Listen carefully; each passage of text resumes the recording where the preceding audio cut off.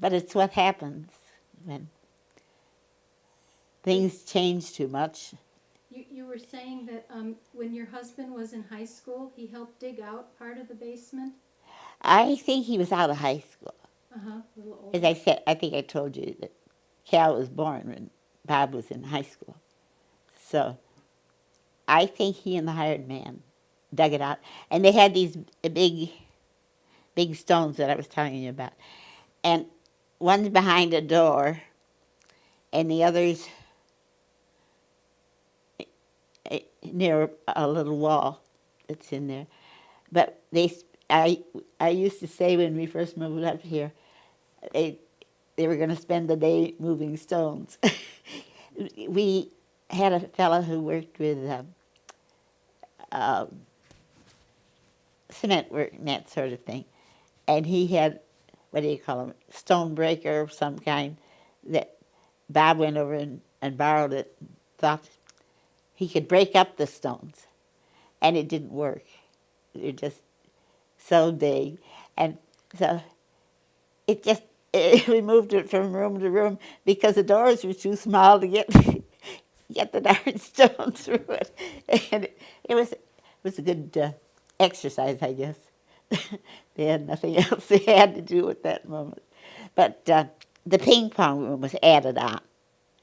That was put under the kitchen. Under the kitchen, must have been kind of cold. I had never really thought much about that, but it it was dug out for that, and so it's just big enough for ping pong. You didn't have to chase the ball very far, stuff like that.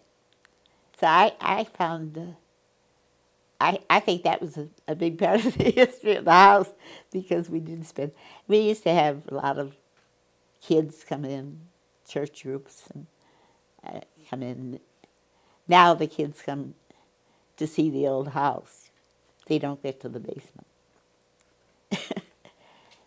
Now, why would you have the school children come over? I mean, because of the age of the house, or just to see a dairy barn when you were still doing dairy? Oh, when we have kids come, they come like they do to the Norton farm, but we don't have that stuff. We had cows. We had cows. We still have heifers, and we have chickens yet, a few, not many, but otherwise we really aren't going to have anything. But would you invite the children to come into the house too? Oh yeah, I'd take them through downstairs. I'm like the White House. My living quarters at that point were upstairs. I always stayed upstairs. Now, and we don't have closets. And back in those days, you had one outfit if you were lucky, and that was it. But I've got clothes all over the place because I'm trying to go from season to season. Not that I have everything's old, but then it fits. In the history that you wrote, you talk about how when Robert was initially building the house, he hired a carpenter to help him build it, Uh-huh. and they would only he would only do it as much as, I mean, he had an arrangement, some kind of financial arrangement with the carpenter. Could you explain that? Well, no, I can't explain it. They only said that he built, he always had hired men. And he had a lot of our Swedish neighbors who later became farm owners themselves would come here. They wanted to get into a home where English was spoken. And we may not speak very good English, but we at least spoke English. And they were trying to learn the language. And so quite a few of our neighbors, I can think of, Abrahamsons and Andersons, different ones who came, may have worked for him. They had what do you call it, where you hired people out in Geneva. And these Swedish people would come there and grandfather would get out and get enough to help. At one point, he used uh, different things, but he, as I say, I imagine there were parts of the year when he didn't need the help. And probably in the winter time, after all, when you think of snowbanks and stuff and hauling things, and it took quite a bit of doing. In fact, I marvel at the fact that he built this big house in 4 years. Because it is big. It has 14 rooms, but there a lot of them, like the den in here, and at different times have been used as bedrooms. But we really don't have that much sleeping space. And now that I've taken the only guest room we have, you just don't invite people to stay overnight. Now, did they build everything all at once, or was the house built in stages? But I don't know. I have no way of knowing it, unless I might be able to be able to figure out something from some of the records we have. Now, it's very interesting. We have a list of things what they cost in the 1840s.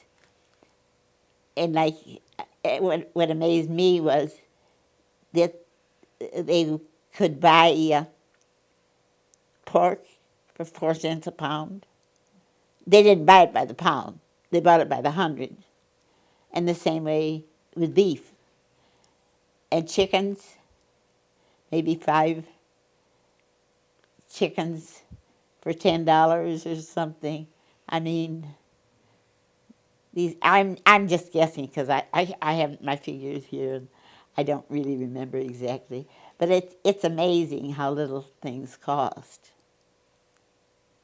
compared with the present day. When Robert was working with the carpenter to build the house, your history relates how he only would have the carpenter do as much work as he could pay him for, and then he would. Could you talk about that a little bit?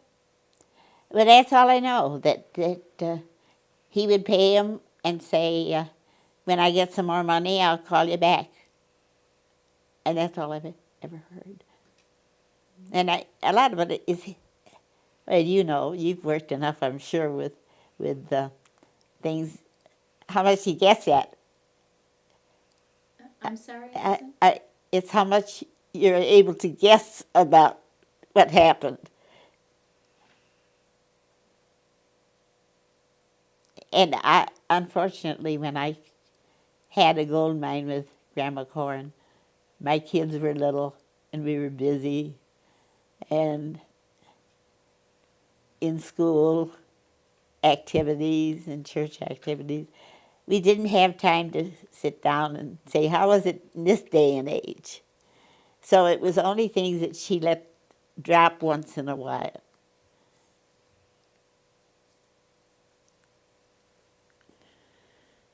So when you're relating something like that about the carpenter, that was like a family story that you heard from Grandma Corron when she would talk? Probably. Flora knew most of them, but Flora wasn't as good as Grandma about telling them. I remember how my nephews used to be, Bill's older brothers, used to be so tickled to come over and see Grandma Corron because she had all these stories she'd tell and things to show them out in the, I think Jack knew about that. They had an oven out in the garage, and on weekends, I suppose, they would do their baking. Everybody did things by rhyme or reason, where nobody does anything that way now. You turn on the washing machine and everything else and go to bed. I don't know. But it's, How would she use the bake oven? Not too many houses have, even the older houses, if they've been remodeled, they don't have their original bake ovens. Is that still in the wall? no, I think I think it became the paint room. It's part of, it's still in the house, but, because it's all brick out there. Probably covered with license plates. Because Bob had quite a collection. Uh-huh.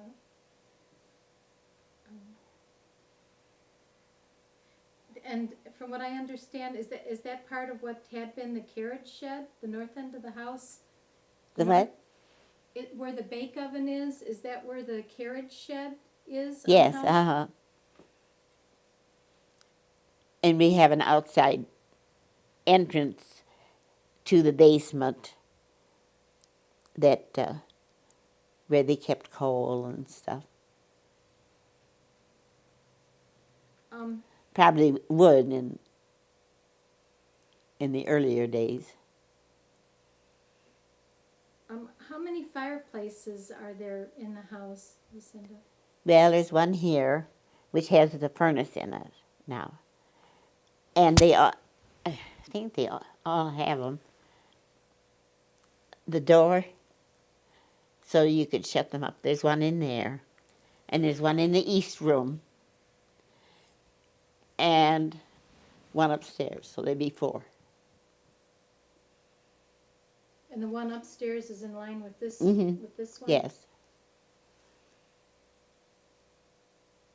I've never personally seen doors like that on them. I think that's very interesting. I've seen fireplace screens, but I've never seen doors on fireplaces like that before. Well, I imagine they had quite a bit of wood. And I think I think most of the wood is pine, but I have found that this graining is something that is pretty hard to get off. You read the directions and it says put it on and take it off in 15 minutes.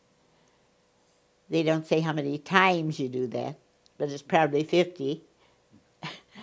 I've done it. I did you might be able to see in the, I don't think it's probably dusty now, but you see the fireplace, the top of it is down.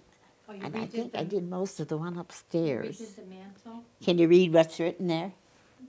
I see a shadow of something. I can't, what does it say? Welcome. Welcome home. Welcome home.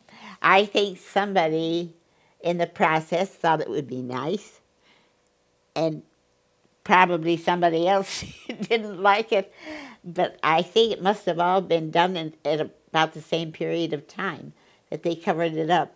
But it's always a good thing to show the kids when they come. They find things like that interesting. I have an old cheese box. You know what the cheese box is like. Looks like a hat box. And I have one of those.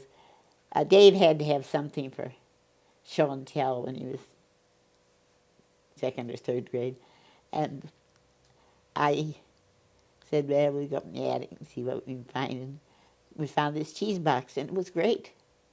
He could put his lunch in it, his books, carry it all to school. And I don't know if he knew what he was taking when he got there. But now I kept it down here, and I have a lot of little things in it. When kids come, I show them to them. Kids who didn't grow up in Laura Ingalls' time don't remember.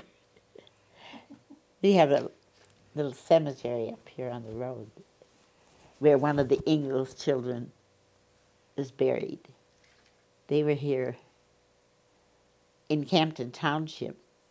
Well, Jerry found a record of it. I think he probably told you that they have I think the one in Campton, there were 2 brothers, and I think the one in Campton lived somewhere in the Burlington, and the other one lived apparently up the road here somewhere, because Grandpa knew the family that had there were 4 graves, 4 children. But it's on a private home now. I wonder how they get away with that. They've fenced it off, and it looks real cute and attractive. But they say they don't let people in. And I think that's unfortunate. Because kids, especially at that age, who are reading Laura Ingalls, it means something to them. I think it's very nice that they're continuing to maintain the gravesite and the Well, I don't know that that is true. See, the road is changed. When they put the blacktop in, they changed the road. And there's a kind of a high bank. And some of the workmen who were there kind of wondered if, or some of the neighbors probably, wondered if the workmen came across these stones and they were in the right of way or something, and they threw them up there. Because they were like this. Kind of facing each other. You know, you'd expect to see them in a row, and they weren't when we saw them. I don't know how they're fixed now, but when we saw them, they weren't. Of course, all these old cemeteries have pretty much gone the way of livestock or people taking the slabs for stepping stones in their garden and stuff. And they did take one of those. where is the Corron family buried? The Corrons are all buried in the Burlington Cemetery. And about where is that, Lucinda? It's well, you know where the schoolhouse is. It's a little bit west of the schoolhouse, across from the. Not across. I think it's still a little bit west of the house with the cupola. See, that was the first white man to come into Campton Township. And Grandfather Corron was the second. I think the others were all on their way to the lead mines up in Around Galena? Galena, that territory. Yeah.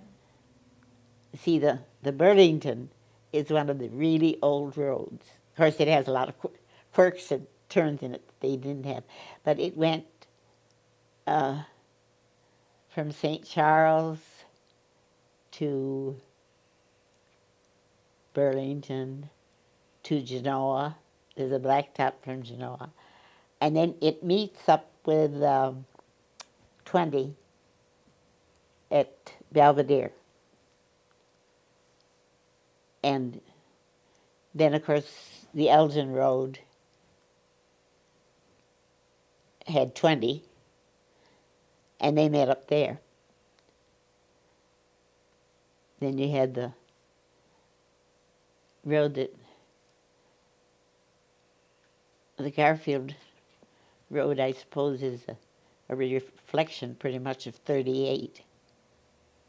Well, the St. Charles Chicago Road, and it was, the configuration of that was sort of paralleled Route 38, but was a little different.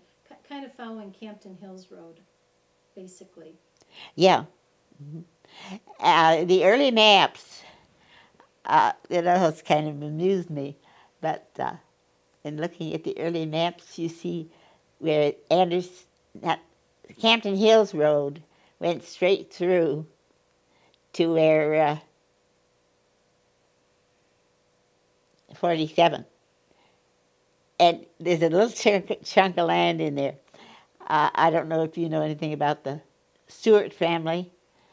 Well, I think the Stewarts owned practically everything in sight. And I think maybe they didn't like that, and they closed up the road. I don't know if that was the story, but it looks like it. That's what I've heard from Martin and Jerry. that at some point the Stewart family closed that portion of the road from Anderson Road over to Route 47. So Campton Hills Road doesn't go through that part anymore. Uh-huh. It always, when I was a kid, so it's a long time, it seems like there was a little jog in the road. I'm not sure about that. When we went, we would take Anderson Road to Grandma's, and I don't know why that jog was there. Now, you got me Now, where thinking. did your grandmother live, Lucinda? Well, she lived in the Beith house. Oh, she lived in the Beith house. Well, she was born in the Beith. Oh. No, she was born in the old Beith house, Uh-huh. not the. That's something else I was always going to ask Jerry if he knew anything about it.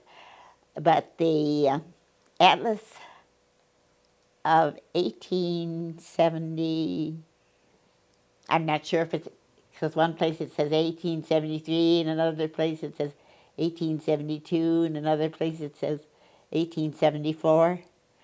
Well, my grandmother, or my mother, was born in the old house, and the Beith house is shown in that atlas. She was born in 1873, and my aunt was born in 1875, and she was still born in the old house. But when you look at the atlas and see that picture of the Beith house, it